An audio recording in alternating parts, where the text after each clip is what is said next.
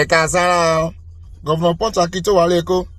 ẹjọ́ nítorí Ọlọ́run kí ni àwọn tó wà ní Lásù Road tó lọ sí Badagry kí ló ń ṣe fún yín gàngàrà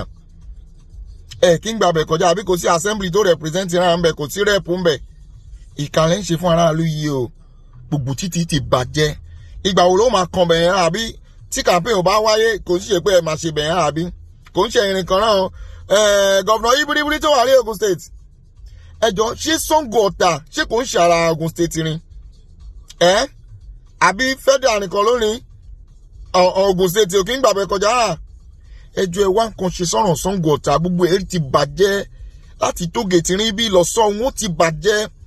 kò dìgbà tó bá dìgbà election rọrin kọlẹ̀ màmá ṣe títì ẹ wá nǹkan ṣe síbẹ̀ rán ẹjọ́